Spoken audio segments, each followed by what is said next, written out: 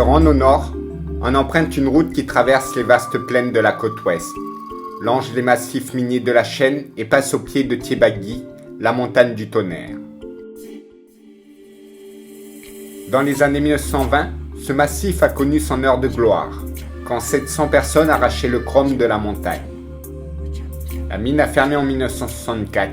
C'est aujourd'hui un village fantôme.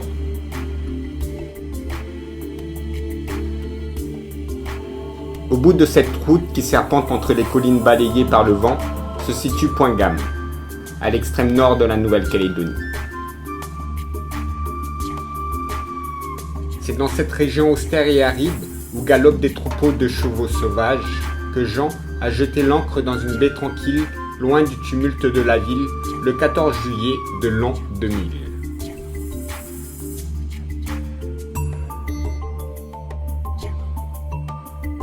Né en 1948 dans le Limousin, il passe une enfance heureuse.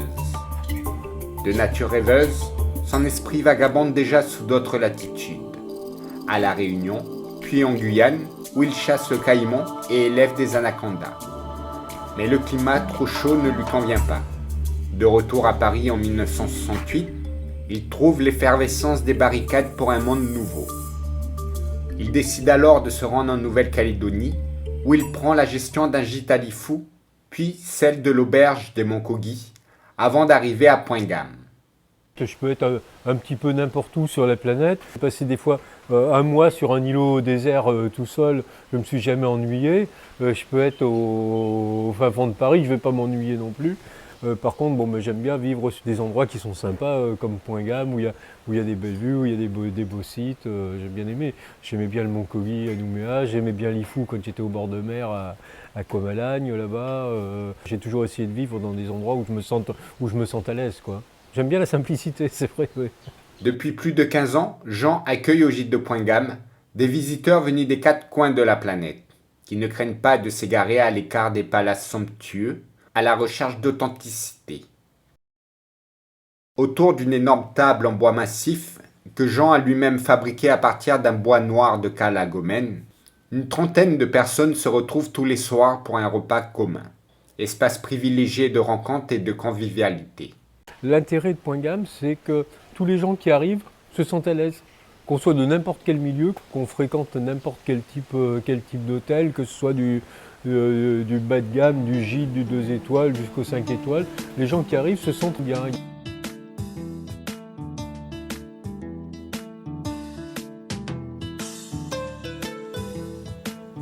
Dans la végétation autour des bungalows, des gnomes facétieux veillent à un accueil bienveillant. Face à la mer, les visiteurs peuvent se rafraîchir et s'ébattre à marée basse, dans une piscine d'eau de mer. Un circuit de randonnée avec un sentier botanique leur permet également de se promener à pied dans les collines, d'y découvrir la flore et les innombrables oiseaux et papillons qui y prolifèrent, ainsi que la vue à 360 degrés sur les baies et les îlots du Grand Nord, Balabio, Yondé, Yengeban.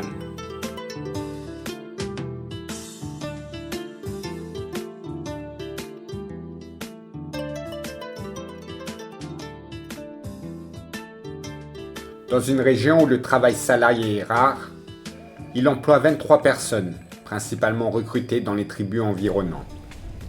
Depuis plusieurs années, Jean a assuré leur formation pour qu'elles soient en mesure de gérer le gîte à son départ. Le relais présente un taux de remplissage de 95% en haute saison, une performance remarquable dans un pays où le tourisme stagne. Donc tous les gens qu'on a embauchés, on les a formés sur place. Par exemple, Eliane, dont je parlais tout à l'heure, la petite Eliane, elle est rentrée comme, on l'avait embauchée comme aide-serveuse, si tu veux. Puis après, elle est passée serveuse. Après, elle est partie se former en Nouvelle-Zélande, en Australie, tout ça, elle est revenue. Et puis aujourd'hui, donc on a continué la formation. Aujourd'hui, elle est directrice d'exploitation. C'est elle qui gère entièrement le relais. Donc comme on est loin, on est éloigné de tout le reste de la Nouvelle-Calédonie, des grands circuits de distribution, de commercialisation, on a dit allez, on va faire de la cuisine, les mouvements locavores se mettaient en place, locavore, manger local, et puis donc tout ce qu'on fait, c'est tous les produits du coin, les produits du cru, quoi. Un lagon qui est magnifique, qui est inscrit à l'UNESCO, donc il y a plein de pêcheurs. fournissent les produits de la mer. Donc ici, on s'est mis à faire du jardin, à faire nos légumes, nos fruits, nos légumes. Donc on a un grand potager quand même, hein, parce qu'il faut par exemple, il y a 3 ans, je crois que j'avais fait le point dans l'année, on a passé presque 8 tonnes de papaye dans l'année quand même. Hein. Les repas à base de légumes du jardin sont agrémentés de plantes aromatiques, le basilic, l'estragon, la ciboulette, mais aussi des pourpiers, une plante sauvage qui pousse au bord de mer. On y ajoute même des algues qu'on trouve en grande quantité sur le platier. Elles peuvent être utilisées en sauce ou servies en salade. En Nouvelle-Calédonie, les algues ne font pas l'objet d'une forte consommation, et pourtant, leur valeur nutritive est unanimement reconnue. Après avoir soigneusement identifié une dizaine d'espèces comestibles, Jean les a fait expertiser et a décidé de valoriser cette ressource en expérimentant sa production. C'est ce qui est sympa d'ailleurs, c'est ce que j'aime bien, moi, c'est quand on fait quelque chose, quand on apprend, on teste, on regarde. Là pour le moment on faisait la commercialisation uniquement avec le sel, où on faisait le sel aux algues, c'est-à-dire qu'on mélangeait la poudre d'algues, les petits morceaux d'algues, les algues broyées avec le sel. Et là maintenant on va lancer carrément la commercialisation.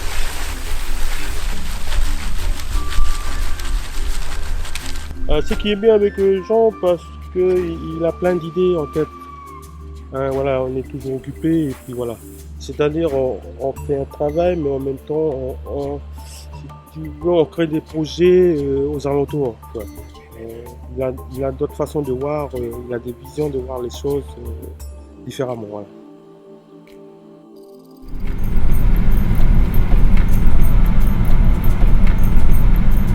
À l'époque où la conservation des aliments nécessitait de grandes quantités de sel, la Nouvelle-Calédonie disposait de plusieurs marais salants qui sont aujourd'hui laissés à l'abandon avec la généralisation de la congélation. Les salines de Caux renouent avec les traditions des paludiers d'autrefois.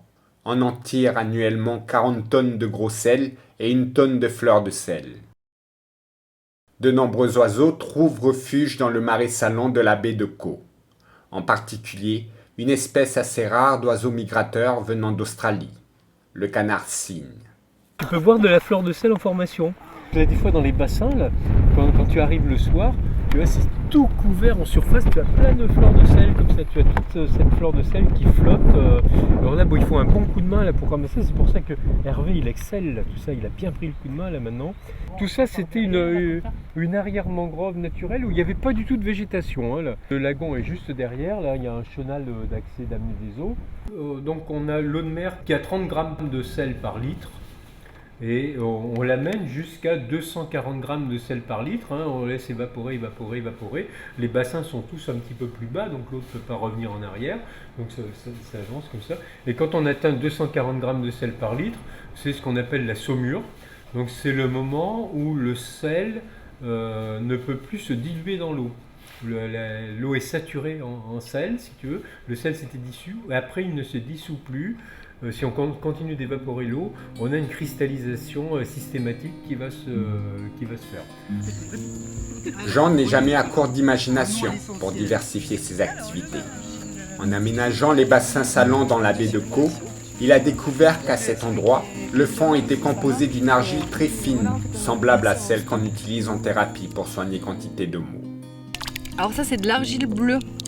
Donc on a fait analyser l'argile à Nouméa et on a eu sa composante. L'argile, naturellement, oxygène et nettoie en profondeur tous les pores de la peau et lui donne un aspect très doux au toucher. On propose donc une petite marche d'une demi-heure, 3/4 d'heure du relais jusqu'au site des marais salants. Voilà, quand on arrive sur place, on propose la petite visite des marais salants, visite guidée. Ensuite, le bain d'argile, donc avec le rinçage, la douche à l'eau florale de Niaouli aussi, qui est l'eau de la distillation. Il y a quelques années, Jean s'est lancé dans la production d'huile essentielle. Il a acquis à cette fin un énorme chaudron, un alambic et tout le matériel nécessaire qu'il a installé dans un abri de fortune. Quand la saison s'y prête, Jean et son équipe commencent à récolter les plantes destinées à la distillation. En raison de leur forte teneur en essence, Jean se procure les feuilles de niaouli dans la région de Pueblo. Les feuilles d'eucalyptus, par contre, proviennent des arbres qu'il a lui-même plantés sur la propriété. Il s'agit d'une espèce particulière d'eucalyptus favorable à la distillation. Il lui arrive également de distiller du lantana, de la bruyère locale et du vétiver.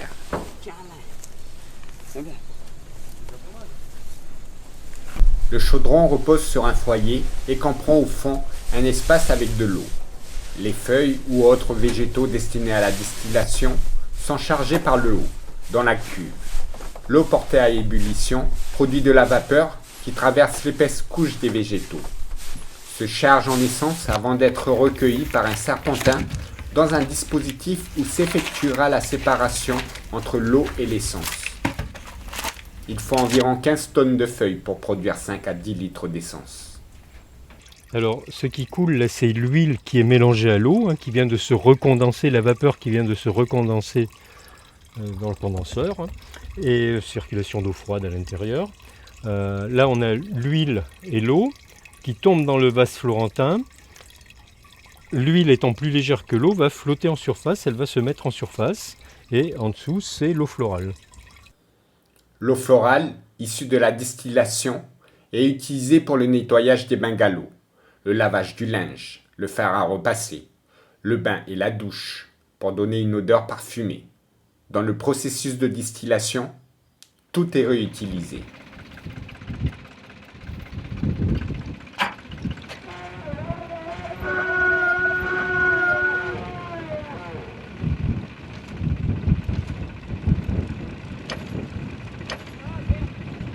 C'est les feuilles qu'on vient de sortir de la marmite à distiller. On les a distillées la semaine dernière. Là. Et là, on les sort et on les pose comme ça sur le terrain. Donc ça va nous servir à deux choses.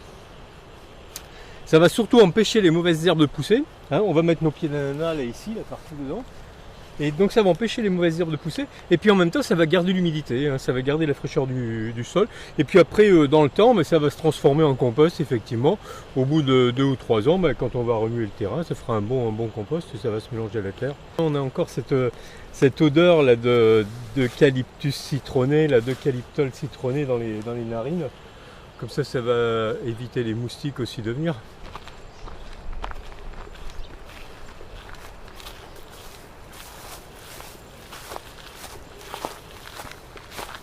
On a 3 planches d'ananas là.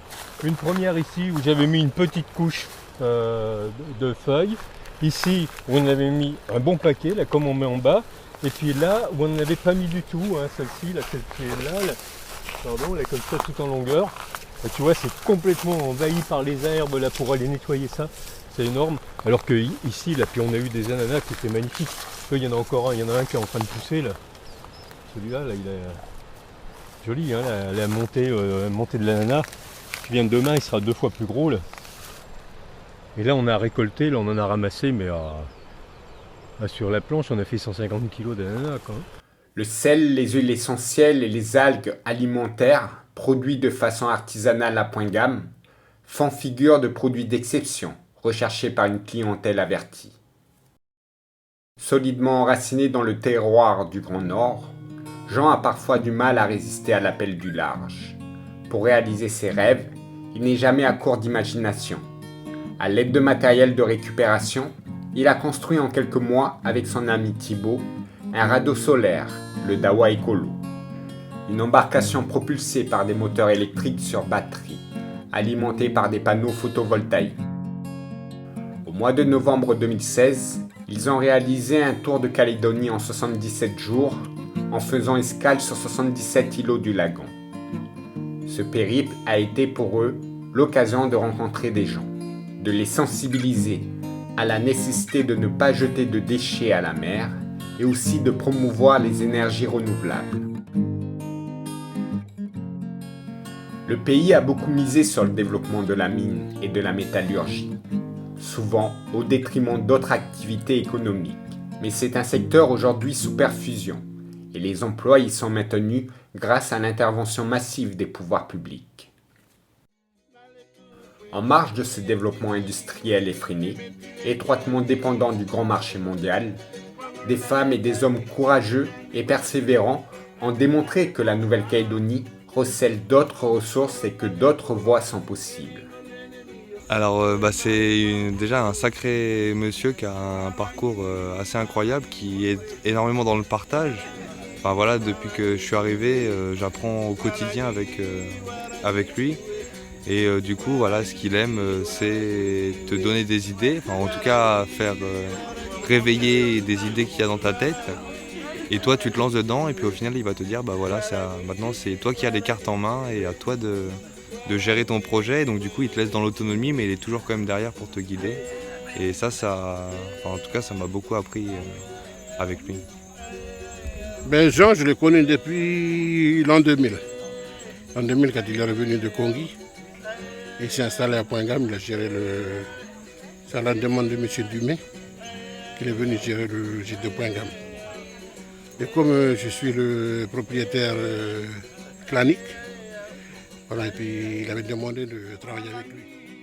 Jean a insufflé une âme à ce lieu déshérité. En valorisant les ressources locales, il a impulsé à Point-Gamme, depuis plus de 15 ans, un art de vivre exemplaire qui repose sur le respect de la nature et la solidarité entre les hommes. Il a ouvert dans le Grand Nord les voies d'une sobriété heureuse.